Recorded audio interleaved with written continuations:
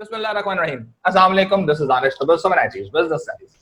सो हम लोगों ने कल जो था थोड़ी सी हम लोगों ने बातें की थी, मैंने आपको थोड़ा सा डराया था और कल इंटरनेट बहुत बुरा हुआ था। I am extremely sorry for that. आज इंटरनेट की बेसिक थोड़ी सी बेहतर स्ट्रीमिंग है, लाइट थोड़ी सी बेहतर है और things are very fine.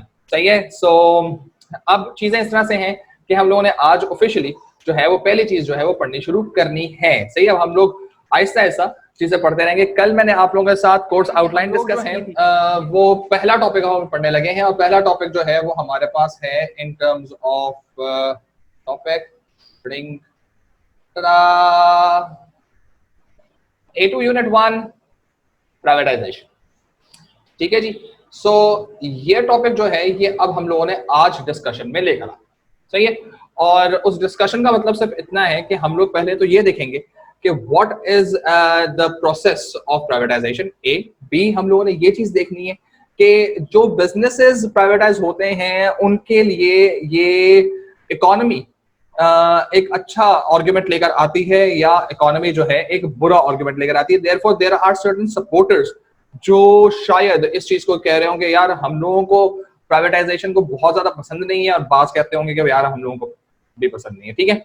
So this is really important. और ये चीज भी ज़हन में रखो कि जब आप प्राइवेटाइजेशन की हम लोग बात करना शुरू करेंगे सो उसमें जो क्वेश्चंस हैं, मैंने जैसे कल बात की थी, ठीक है ना, तो वो क्वेश्चंस जो हैं वो कुछ आपको इस तरह से नजर आने शुरू। See that's how. ये लाल पट्टी जो चल रही है ये आपका क्वेश्चन। अच्छा, इसमें एक हल्की सी मिस्टेक मुझसे हुई हुई है। ये मई जून 18 का 32 पेपर है, 31 नहीं है। तो ये 31 मैंने लिख दिया है गलती से, है ये 32। सही है। तो काइंडली बेयर विद अस। तो ये एक इस तरह का ये क्वेश्चन आप लोगों ने देखो लिखा हुआ आ गया एडवांटेज। क्वेश्चन ही देख रहे हैं, पढ़ाओ कुछ भी नहीं है, क्वेश्चन देख रहे हैं डायरेक्टली।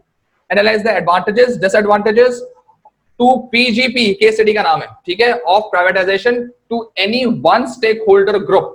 10 मार्क, 10 मार्क की बात की थी ना मैंने कल। 7 क्वेश्चन इस तरह के हमें 10 मार्क के करने, ठीक है, डिफरेंट कैटेगरीज में रहकर हम 7 क्वेश्चन इस तरह के करेंगे जिससे आपको लिखना आ जाएगा। सही है।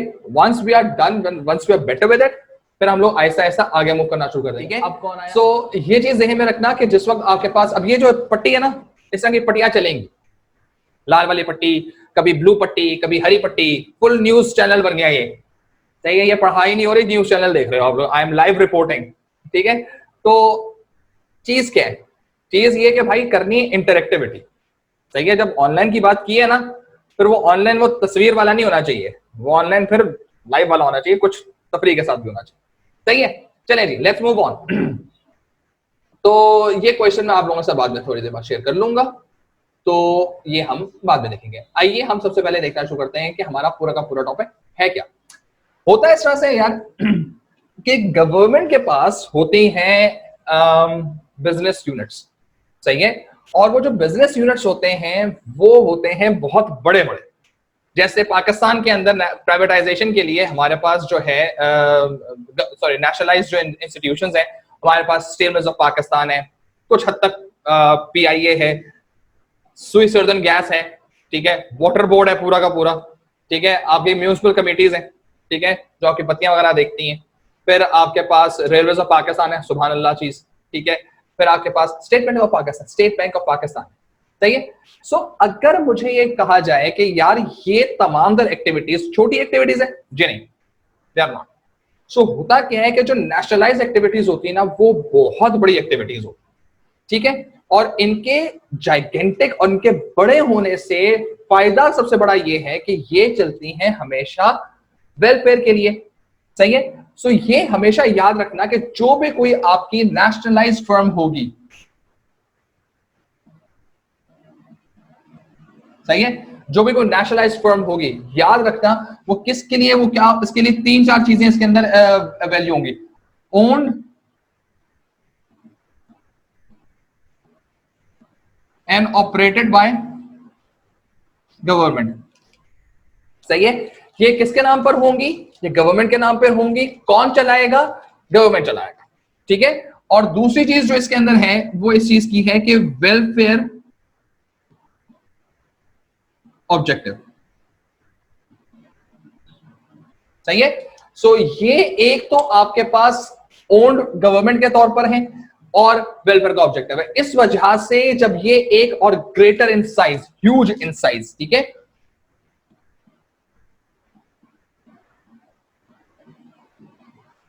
चले जी, ठीक। सो अब कुछ चीजों को तो हम लोगों ने पहले देख लिया कि जो नेशनलाइज्ड फर्म्स होती हैं, A they are owned and operated by government, B their objective is welfare, C huge in size. As soon as ऐसे ह्यूज इन साइज, इसका मतलब ये कि ये जब कोई चीज खरीदते हैं तो क्वांटिटी में खरीदते हैं, क्योंकि गवर्नमेंट ओन कर रही है तो गवर्नमेंट अपने आप को सबसे पहले सब्सिडाइज करेगी, सबसे पहले जो है वो उसको अपने आप को वो करेगा, डिस्काउंट करेगी। देयरफॉर जो कॉस्ट होती है ना इनकी, वो काफी कम होती है, और ये एक्स्ट्राऑर्डिनरी लेवल के ऊपर स्केल ऑफ ऑपरेशंस को इस्तेमाल करते हैं, यानी इकोनॉमीज ऑफ स्केल हासिल करते हैं। मैनेजरियल होगा तो वो मेगा लेवल पे होगा। अगर जैसे फॉर एग्जांपल अगर हम बात करते हैं हमारी एटॉमिक एनर्जी के लिए, सही है, या पाकिस्तान जो आपका आर्ट काउंसिल है, अब स्टेट आर्ट काउंसिल को जी मैं थोड़ी पुरानी बात कर रहा हूँ। फॉर एग्जांपल एक फर्म है, सही है, वो कहती है मैंने एक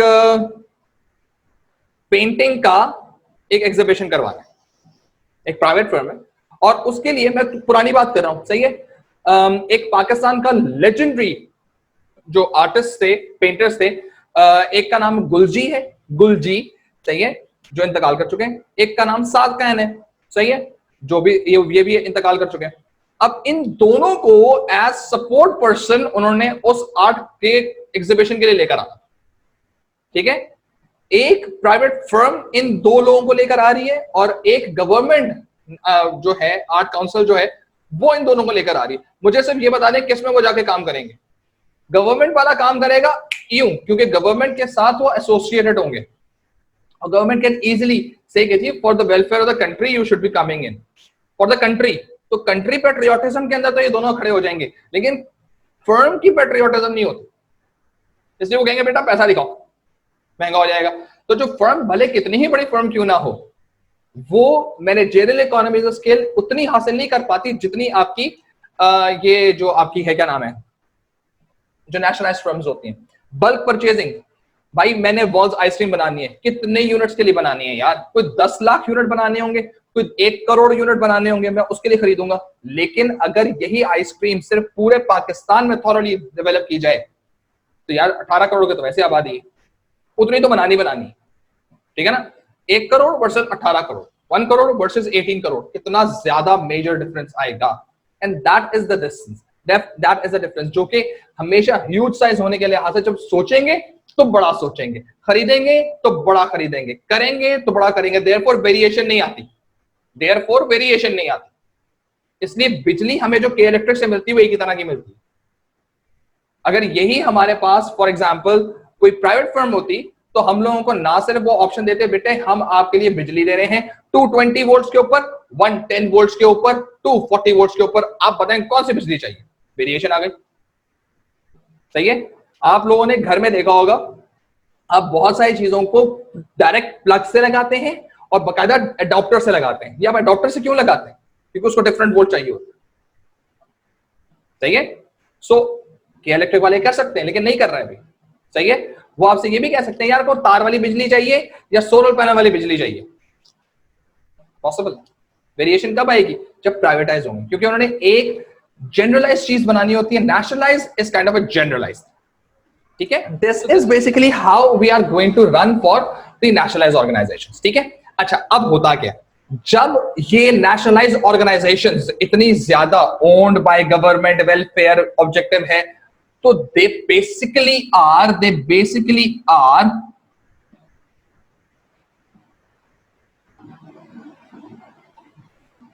स्लो इन ऑपरेशन, सही है।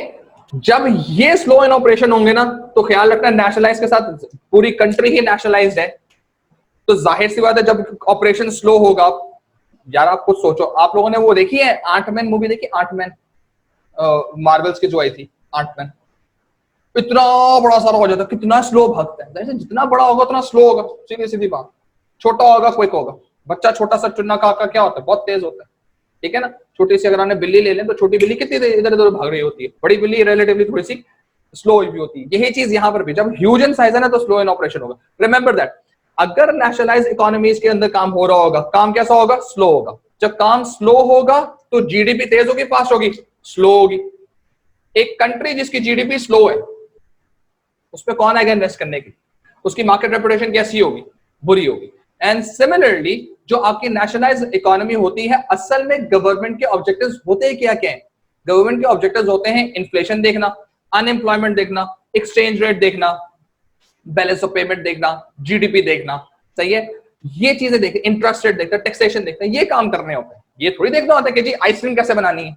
हाँ, रेगुलेट जरूर कर सकते हैं, लेकिन बनाने में नहीं आना, उनकी एक्सपर्टीज नहीं है, सही है? So this is basically something जिसकी वजह से जो जीडीपी यानी कि जो प्रोडक्शन होती है ना, वो प्रोडक्शन स्लो हो जाती है। जो प्रोडक्शन स्लो होती है, A production slow, B no variety. Consumer कहता है ओके हम वनीला आइसक्रीम खा खा के थक चुके हैं, लेकिन फिर हमें वनीला आइसक्रीम मिल रही है। अच्छा, मिल भी उसी कप में रही है, ना डंडी में मिल रही, ना कोन में मिल रही, ना लीटर में मिल रही, ये भी वेरिएशन नहीं है, क्योंकि पूरे पाकिस्तान को देनी है ना, इसलिए। सही है? तो पूरे पाकिस्तान के लिए कप बना दिए, सही है? अब मेहमान आ गए 20-25, आइसक्रीम खिलानी है आपको, अब क्या आ रहे हैं? कप आ रहे हैं। किसी को वनीला पसंद है, नहीं पसंद है, खाएंगे वनीला। सो इसका मतलब ये है कि जब कभी भी आपकी नेशनलाइज्ड इकोनॉमीज होती हैं, so they are slow operation and therefore उनके impact over GDP is very dangerous. और इस डेंजरस होने की वजह से गवर्नमेंट क्या सोचती है कि यार अब बहुत हो गई है, एक काम करो, मुझे इस नेशनलाइज को अब मैं क्या करना चाहता हूं,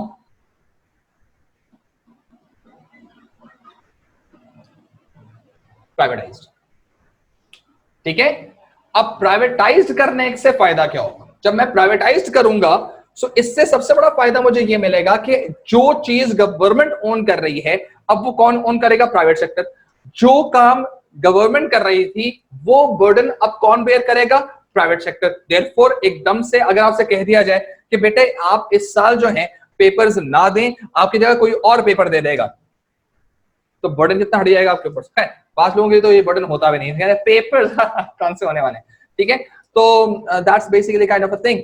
सो माइट बी पॉसिबल जब कभी आप नेशनलाइज से प्राइवेटाइज करते हैं, इस तरह से आपकी गवर्नमेंट के सिर पे से बर्डन हट जाता है। जब गवर्नमेंट के सर पे से बर्डन हटेगा तो क्या होगा? गवर्नमेंट अपने काम यानी कि इन्फ्लेशन कंट्रोल करना, अनएम्प्लॉयमेंट कंट्रोल करना, ब्ला ब्ला ब्ला चीजें करना, इन पे ज्यादा फोकस कर पाएगा। जब इन पे ज्यादा फोकस कर पाएगा तो होगा क्या कि ये चीज ओरिजिनली गवर्नमेंट को ज्यादा तेज काम करने की मदद देगी। क्यों? क्योंकि अब ये चीजें जो हैं इनको जहन में रखना है। देयरफॉर गवर्नमेंट ये चाहती है कि अपने आप को रिलैक्स करे ताकि वो अपनी जीडीपी को सही तरीके से कंट्रोल कर सके। This is the reason why nationalisation से प्राइवेटाइजेशन होती है। सही है? अब प्राइवेटाइजेशन होने का अपना फायदा है, सही है, और नेशनलाइजेशन रहने का अपना एक फायदा है। लेकिन ये याद रखना कि ये देखना पड़ता है कि गवर्नमेंट को देखना पड़ता है कि आया इस वक्त नेसेसरी स्टेप क्या है। अगर नेसेसरी स्टेप ये है कि हमें नेशनलाइज्ड ही रहना है तो प्राइवेटाइजेशन नहीं करेगी। ठीक है? लेकिन अगर उसको ऐसा लगता है कि नहीं यार this is important to write now privatised, तो वो प्राइवेटाइजेशन की तरफ मूव कर जाएगी। सही है? सो अब जैसे ही आपका जो प्राइवेटाइज एलिमेंट होता है उसको डायरेक्टली हम ये नहीं कहते, आप ये समझोगे कि यार उठा के पूरा का पूरा यूनिट बेच दिया जाता है। नहीं, होता क्या असल में कि जो आपका एक बिजनेस यूनिट है, सही है, जो आपका एक बिजनेस यूनिट है, सही है, इसको मैं कहता हूं एक ये नेशनलाइज्ड फर्म, ये नेशनलाइज्ड, ये पूरी की पूरी नेशनलाइज्ड। ठीक है? ये पूरी की पूरी नेशनलाइज थी। अब हुआ क्या कि इस पर्टिकुलर नेशनलाइज्ड फर्म के अंदर गवर्नमेंट ने सोचा ये कि मुझे इसको प्राइवेटाइज करना है। क्या करेगा? इतने बड़े, क्योंकि ये है ह्यूज साइज का, कोई नहीं खरीदने के लिए आएगा। रेलवेज को कोई खरीदने के लिए आया, रेलवेज को खरीदने के लिए आया था कोरिया की कंपनी आई थी एक, मेरे ख्याल से 94-95 में आई, 1994-95 में आई थी कि हम खरीदेंगे आपकी रेलवेज। क्या बात है, आइए खरीदिए हमारी रेलवे। देखा, डर के भाग गए। कहले भाई तुम जितनी बड़ी कॉस्ट बता रहे हो, जितना बड़ा तुम इंफ्रास्ट्रक्चर दे रहे हो, जितना पुराना इक्विपमेंट हमें दे रहे हो, इससे बेहतर ये नहीं है कि हम बैठ के कराची से लाहौर, लाहौर से इस्लामाबाद की रोड को मॉनिटर करें, अपने डिपोज बनाएं, गाड़ियां चलाएं और हम अपना नाम डेबू रख लें। जो डेवू सर्विसेज इसलिए लॉन्च हुई थी, ये असल में पाकिस्तान में रेलवे खरीदने के लिए, सही है। तो मसला ये है कि जिस वक्त आप बिजनेसेस के लिहाज से काम कर रहे होते हैं ना, वो बिल्कुल डिफरेंट कैटेगरी देखती। तो ये एक, क्योंकि उन्होंने पूरा का पूरा एक बड़ा यूनिट बेचने का सोचा। This would have been a completely different thing if government मुझसे पढ़ लेती, ठीक है। क्या करते कि जी इसको हम तोड़ देते छोटे छोटे सेक्शंस के अंदर, ठीक है, छोटे सेक्शंस में हम इसको तोड़ते, तो क्या होता कि ये एक सेक्शन जो है वो कहलाया जाता है SBU, मतलब स्मॉल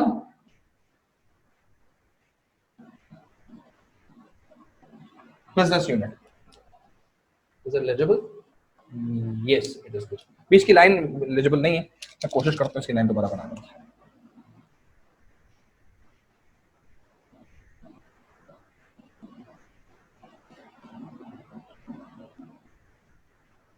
तो ये एलिजिबल हो गई।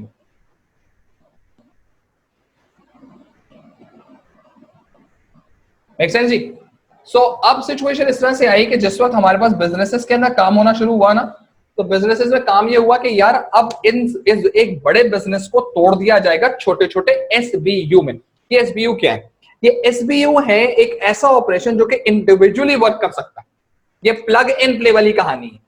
तो पहले तो बिजनेस को नेशनलाइज करने में, नेशनलाइज से प्राइवेटाइज करने में, पहले तो ये देखना पड़ेगा कि आपका नेशनलाइज बिजनेस क्या वो SBU में कन्वर्ट हो सकता है, नहीं हो सकता। रेलवेज की बात करते हैं, रेलवेज का ट्रैक एक अलग SBU, उसकी मेंटेनेंस, उससे रिलेटेड सारी एक्टिविटीज एक SBU, ट्रेन उसका एक SBU, ट्रेन में खाना उसका एक SBU, ट्रेन का फ्यूल एक उसका SBU, कस्टमर सर्विसेज जो टिकटिंग वगैरह करवाएगा उसका एक SBU, जो तमाम तर ड्राइवर्स और कुली और जितने भी लोग आपने हायर करना है HR एक और SBU, ये सारे SBU बन गए। आप कोई एक SBU प्राइवेटाइज करें, सही है। SBU बाय SBU आप चीजों को प्राइवेटाइज करना शुरू करेंगे। ऐसा नहीं होने वाला कि पूरी की पूरी प्लेट उठाई और सामने जाके रख दी। छोटे छोटे हिस्से में आपने प्राइवेटाइज करना है। क्यों? क्योंकि फिर उसमें जैसे ही प्राइवेटाइज किया जाएगा फॉरेन से पेशल एक्टिविटीज स्टार्ट हो जाए, फिर उस तरह की एक्टिविटीज काफी लोग करेंगे। जब उस तरह की एक्टिविटीज काफी लोग करेंगे, प्राइवेट सेक्टर के काफी लोग करेंगे, सही है। फॉर एग्जाम्पल पटरियां, सही है, जो रेलवे ट्रैक है, वो रेलवे ट्रैक उठा के हम लोगों ने कर दिया प्राइवेटाइज, सही है। अब जैसे ही उसको प्राइवेटाइज किया तो रेलवे ट्रैक की मेंटेनेंस के लिए 4-5-6 कंपनी आ जाएंगे, जी हम भी आपकी रेलवे ट्रैक को साफ कर सकते हैं, हम भी कर सकते हैं, हम साफ करेंगे। 100 रुपए मीटर के ऊपर दूसरी कंपनी आती, कहती हम 200 मीटर के 200 रुपए मीटर पे काम करेंगे, लेकिन हमारे पास इंपोर्टेड क्लीनर है।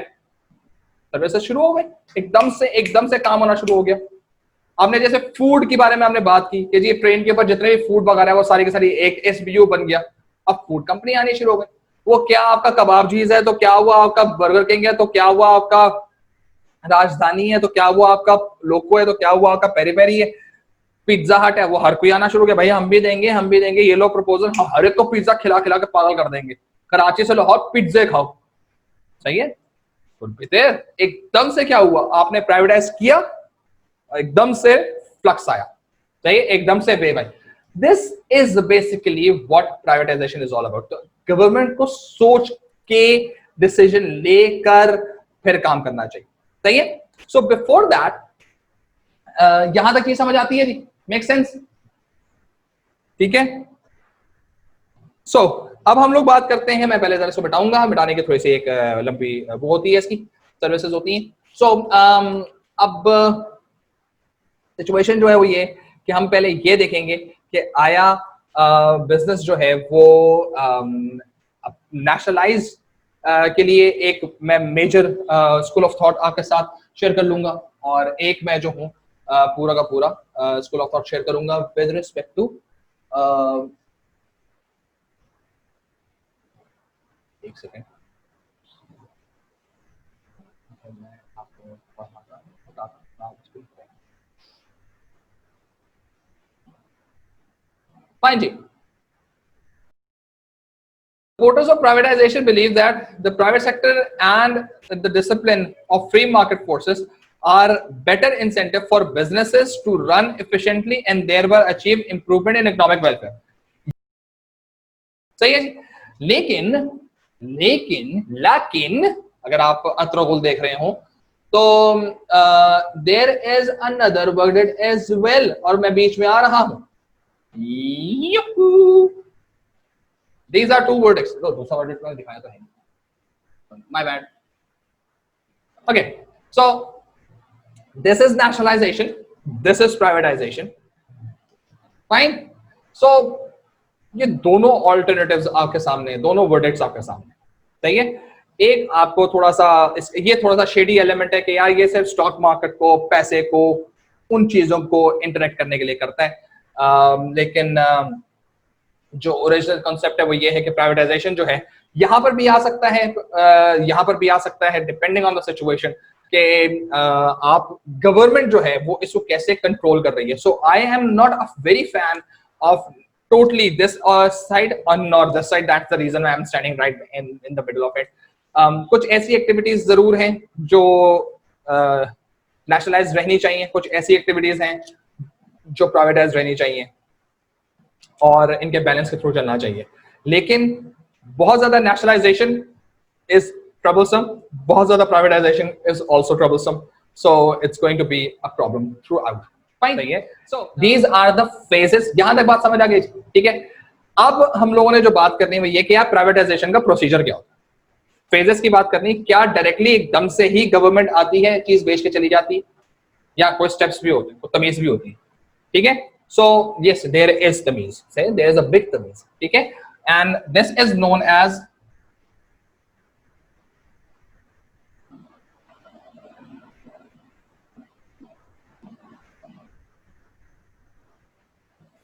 phases of privatization, ठीक है। 3 फेज है। पहले फेज से अगर गवर्नमेंट का ऑब्जेक्टिव मीट हो जाएगा, दूसरा फेज नहीं आएगा। तो गवर्नमेंट का बेसिक ऑब्जेक्टिव क्या है? अपने मैक्रो इकोनॉमिक इंडिकेटर्स यानी कि अपनी जो ड्यूटीज हैं वो फुलफिल करना, चीज के अंदर इंप्रूवमेंट लेकर आना। जब उसको पता चलेगा मैं अपना जीडीपी सही तरह से कंट्रोल नहीं कर पा रहा, तो वो क्या करेगा? करेगा ठीक है चलो मैं प्राइवेटाइजेशन की तरफ जाता हूं। पहले अपनी से कोशिश करेगा, जब नहीं होगा तो दूसरों से पूछना शुरू करेगा। And this is where the first thing happens, and this is known as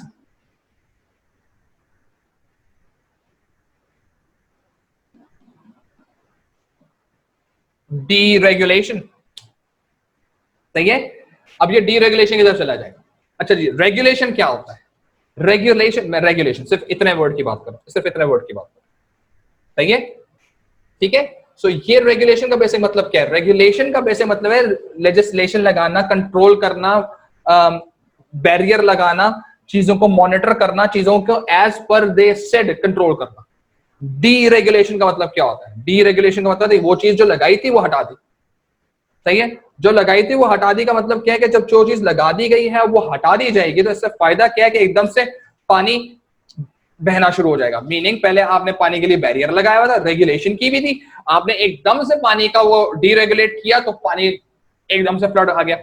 अब खुद सोचो, एकदम से नोट नहीं उठानी ना, हम क्या करेंगे? पहले उसके अंदर पहले मटेरियल चेंज करना शुरू करें ताकि वो सोक हो, सही है। पहले वो ब्लॉक करा था, फिर वो सोक होगा, थोड़ा थोड़ा पानी निकलना शुरू होगा, फिर हम हो सकता है जाली शरी लगा दें, टूटियां शूटियां लगा दें ताकि पानी उस लिहाज से निकलना शुरू हो। डीरेगुलेशन हम लोग करते, सही है। हम अभी कौन है?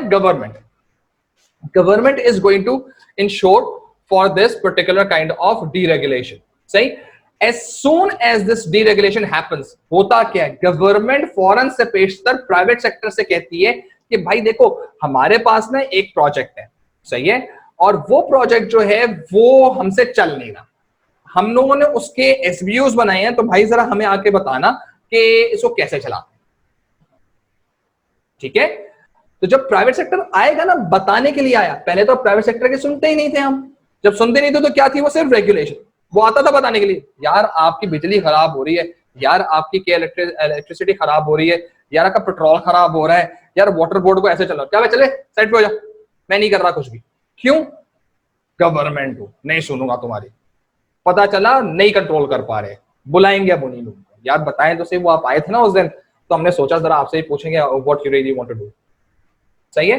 सो जब ये चीजें होनी शुरू होती हैं तो फिर बिजनेस को समझ आना शुरू होता है कि हाँ यार ये चीज मैं सही कर सकता हूं। Therefore deregulation is the first step. अगर गवर्नमेंट को डीरेगुलेशन से पहले स्टेप में ही वो रिजल्ट्स मिल जाए जो उसके डिजायर्ड हो, तो गवर्नमेंट इसका सेकंड स्टेप पे नहीं जाएगा। लेकिन अगर गवर्नमेंट को इसमें उसके डिजायर्ड स्टेप्स नहीं मिलते हैं, तब गवर्नमेंट क्या करेगा, वो फेज 2 की तरफ जाएगा। ठीक है, और फेज 2 उसका क्या होगा,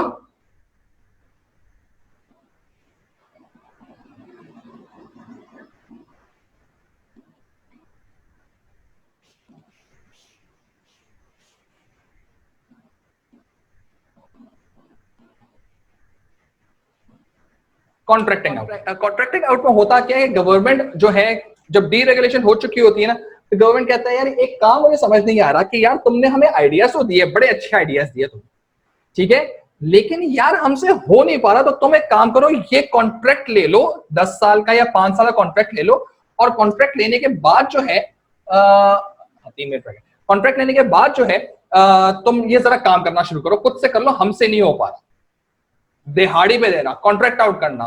सही है, ये हमने किया कुछ अरसे के लिए, प्राइवेट सेक्टर को कहा कि तुम ये काम करो।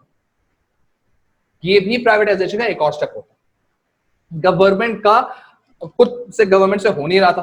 फॉर एग्जाम्पल, आप पहले सोच रहे थे कि मैं खुद खाना बनाऊंगा, वो आया, आपकी अम्मी भी आई, आपकी बाजी भी आई, सब आए बताने के लिए, देखो यार इस तरह से काम नहीं करना, ऐसे काम नहीं करना, नहीं मैं तो खुद करूंगा। हाथ जल गया, हांडी जल गई, अब बैठे सोच रहे हैं कि मैं क्या करूं। तो फिर हो सकता है शायद आप अम्मी को बुलाएं, अम्मी जरा मुझे आगे बताएं कि करना क्या, बताएं सिर्फ, करूंगा मैं, बताएं करना क्या। सही है, तो आपने क्या किया, डीरेगुलेशन। अच्छा, इतनी इतनी मुश्किलों से वो सब्जी काटनी होती है, पूरी पूरी सब्जी नहीं डालते, पूरी गाजर नहीं डालूंगा, काट के डालूंगा। अच्छा, उसको भी कद्दूकस करना पड़ेगा। ओ अम्मी जरा आप कर दें प्लीज, कॉन्ट्रैक्टिंग आप कर दें, आप कर दें। ठीक है, जब आप ज्यादा काम उन्हीं से करवा रहे होंगे, थोड़ी देर बाद आपकी वालदा माशा कहेंगी क्या, भाई तुम हटो, मैं ही कर लेती हूँ, जब करना ही मैंने है तो फिर मैं ही कर लेती हूँ सारा का सारा काम। सही है। एंड अगर गवर्नमेंट को कॉन्ट्रैक्टिंग आउट से उसके डिजायर्ड ऑब्जेक्टिव मीट हो गए, तीसरा फेज नहीं आएगा। लेकिन अगर गवर्नमेंट को ऐसा लगा कि यार ये कॉन्ट्रैक्टिंग आउट से चीज जो है, हम अगर इसको फॉर अ लॉन्गर टाइम चलाएं, लॉन्ग टर्म कॉन्ट्रैक्ट करें इनके साथ, तो फिर काम हो सकता है। और साथ साथ प्राइवेट सेक्टर को लगे कि यार ये कॉन्ट्रैक्टिंग आउट में ना मजा आ रहा है, पैसे कमाने का बहुत ऑप्शन है। एग्जाम्पल्स के हम इंशाल्लाह मंडे की क्लास में हम बात करेंगे। तो तीसरा फेज खुद ब खुद ही आ जाता है, और तीसरा फेज क्या कहलाया जाता है, थर्ड फेज होता है आपके पास डायरेक्ट सेल्स। ठीक है, so this is basically how the direct sale happens. ये डायरेक्ट सेल नहीं है, डायरेक्ट सेल है। सही है, एक्सट्रीमली सॉरी फॉर माय अजीब सी राइटिंग। ठीक है, सो सर ये डीरेगुलेशन की एग्जांपल वापस समझा दें। डीरेगुलेशन गवर्नमेंट का कंट्रोल होता है, सही है, गवर्नमेंट किसी की नहीं सुनता।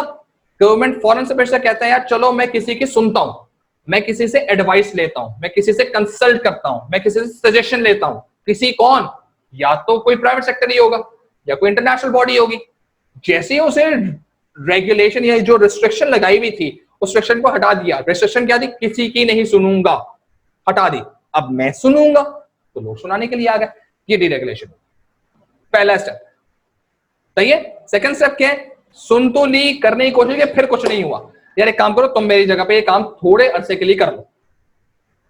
सही है, तो वो क्या हो गया, कॉन्ट्रैक्टिंग आउट हो गया। अगर इस कॉन्ट्रैक्टिंग आउट में प्राइवेट सेक्टर को मजा आ गया, तो तीसरा स्टेप जो है ना, वो गवर्नमेंट नहीं लेती, तीसरा स्टेप कौन लेता है, प्राइवेट सेक्टर लेता है। सही है, तो ये याद रखना।